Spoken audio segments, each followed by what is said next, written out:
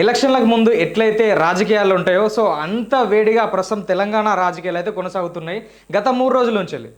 ఇక్కడ ప్రతిపక్షాలు విమర్శించడం, ప్రతిపక్షం వాళ్ళను సవాల్ చేయడం, ప్రతిపక్షం వాళ్ళు ఈ అధికార పక్షం చేసినటువంటి సవాళ్ళను స్వీకరించడం, మొత్తం మీద వీళ్ళిద్దరికి ఒక మాటల యుద్ధం జరుగుతుంది. ఈ మాటలు కేవలం అక్కడికి ఆగిపోకుండా ఒక గల్లీ కొట్లాట లెక్క తయారైంది. అంటే మొత్తం ఇక్కడ మొదలైంది ఎక్కడ అంటే గురుకులాల విషయంలో జరిగినటువంటి టెండర్ల విషయంలో.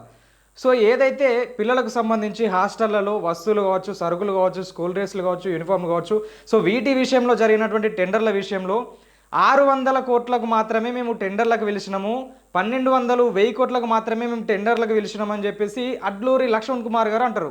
అంటే ఈ శాఖకు సంబంధించినటువంటి వ్యక్తి. అంటే అతనే ఒకసారి 600 కోట్లు అంటాడు, ఒకసారి 1000 కోట్లు అంటాడు. దీన్ని బీఆర్ఎస్ వాళ్ళు ఏమంటారంటే 2000 కోట్ల స్కామ్ జరిగిందంటారు. అంటే టెండరే 600 కోట్లు 1000 కోట్లు ఉంటే మరి ఎట్లా 2000 కోట్ల స్కామ్ జరుగుతుంది అనేది ఇక్కడ ప్రశ్న. అంటే దీన్ని వీళ్ళు ఏం చేసిర్రు? మొత్తం మీద మీరు బీఆర్ఎస్ భవన్లో ఉండండి, మేము అక్కడికి చర్చకు వస్తాం, మీరు రెడీ అయినా అని చెప్పేసి ఇక్కడ కాంగ్రెస్ నాయకులు అంటారు. అక్కడ ఉన్నటువంటి బీఆర్ఎస్ నాయకులు బీఆర్ఎస్ భవన్ దగ్గర వాళ్ళకు సపరేట్గా ఒక చైర్స్ పెట్టుకొని మరి వీళ్ళని ఇన్వైట్ చేస్తారు. వీళ్ళు అక్కడికి వెళ్ళరు. మళ్ళీ వేరే కాడ వీళ్ళు నాయకులు కూర్చొని అక్కడికి కాదు గన్పాక్ దగ్గరికి మేము వస్తాము, మీరు ఉన్నారని అక్కడ పూర్తి వివరాలతో సహా మనం చర్చిద్దాం. అప్పుల విషయంలో కూడా అంటే గతంలో 9.5-10 ఏళ్ల పాటు పాలించినటువంటి బీఆర్ఎస్ దాదాపు 8 లక్షల కోట్ల వరకు అప్పు చేసింది. ఈ అప్పు చేయబట్టి ప్రస్తుతం ఎలాంటి ప్రభుత్వ పథకాలు ప్రజల్లోకి వెళ్ళలేకపోతున్నాయి, ఎక్కడ అప్పు కొడతలేదు. ఎక్కడికి వెళ్ళినా కానీ తెలంగాణ రాష్ట్రాన్ని ఒక బీద రాష్ట్రంగా చూస్తారని చెప్పేసి కాంగ్రెస్ వాళ్ళ కామెంట్లు. దానికి బీఆర్ఎస్ వాళ్ళు ఏమంటారు? ఈ విషయాన్ని గురించి కూడా చర్చించడానికి మేము రెడీ. దాదాపు 3,50,000 కోట్ల మాత్రమే మా హయాంలో అప్పు ఉండే, అది పెట్టుబడి లాగా మాత్రమే మేము చూసాము. దాని ద్వారా ఇన్కమ్ జనరేట్ చేయొచ్చు, కాకపోతే మీరు వేస్తలేరు.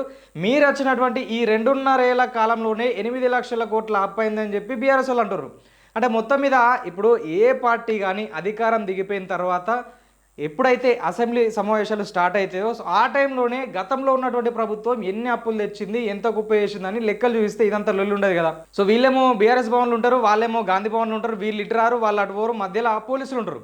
అంటే ఇక్కడ వీళ్ళను పోలీసులు ఆపుతారు, అక్కడ వాళ్ళను పోలీసులు ఆపుతారు. అంటే మొత్తం మీద నేను గిచ్చుతా, నువ్వు ఏడిచినట్టు ఏ అన్నట్టే ఉంటుంది ప్రస్తుతం ఉన్నటువంటి రాజకీయ నాయకుల తీరు. అంటే వీళ్ళ విషయాలు పూర్తిగా బయట పెట్టాలని వీళ్ళు అనుకోరు, వీళ్ళ విషయాలు పూర్తిగా బయట పెట్టాలని చెప్పి వీళ్ళు అనుకోరు. అంటే మొత్తం మీద మీరు అధికారంలో ఉన్నప్పుడు మీరు చేసే పనులు మీరు చేయండి, మేము అధికారంలోకి వచ్చిన తర్వాత మేము చేసే పనులు మేము చేస్తాం అన్నట్టుగానే, అంటే ఎవరిని బొత్త కిందికి వాడదోసుకున్న విధంగా ప్రస్తుతం రాజకీయ నాయకులు అయితే వ్యవహరిస్తున్నారు.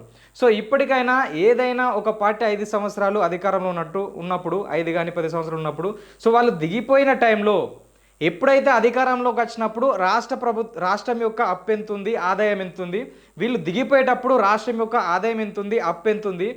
ఎప్పుడైతే వీళ్ళు అధికారంలోకి వచ్చినప్పుడు వీళ్ళ సొంత ఆస్తులు ఎంత, అధికారంలో నుంచి దిగిపోయినప్పుడు సొంత ఆస్తులు ఎంత అనేది పూర్తి విషయాలు అసెంబ్లీ సాక్ష్య లేకపోతే మీడియా సాక్ష్య పూర్తిగా ప్రజలకు తెలిసే విధంగా వీళ్ళు చర్యలు తీసుకోవాలి. ఇటు కాంగ్రెస్ పద్ధతి చూస్తే ఆ ఇచ్చినటువంటి గ్యారంటీలు హామీల సంగతి పక్కబెట్టి ఏదో ఒక కొత్త పథకం ముందటి తీసుకొచ్చి వాటి విషయంలో టెండర్లు వాడుకుంటూ లేకపోతే గిన్ని కోట్లను విడుదల చేస్తుంది. కాకపోతే ఇచ్చిన గ్యారంటీలు హామీలు అనేది అటే వెళ్తున్నాయి.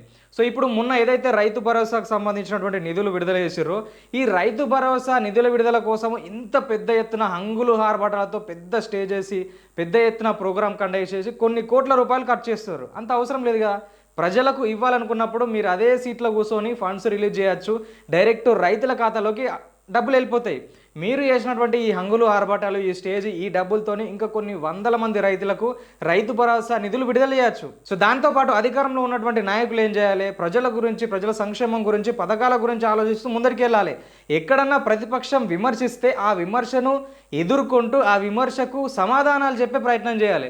అంతేగాని 2.5 ఏళ్ళు గడిచిపోయినా కానీ ఇంకా ప్రతిపక్షం మీద పడేడుచుడు, ప్రతి మీటింగ్లో ప్రతి ప్లేస్లో కూడా ప్రతిపక్షం గురించి టాపిక్ తీసుకొచ్చి గతంలో జరిగిన వాటిని గురించి మాట్లాడడం తప్పించి ఈ 2.5 సంవత్సరాల్లో మీరేం చేసిరు, 2.5 సంవత్సరాలు గడిచే టైంలో అంటే భవిష్యత్తులో ఏం చేయబోతున్నారో దానిపైన దృష్టి పెడితే మంచిది.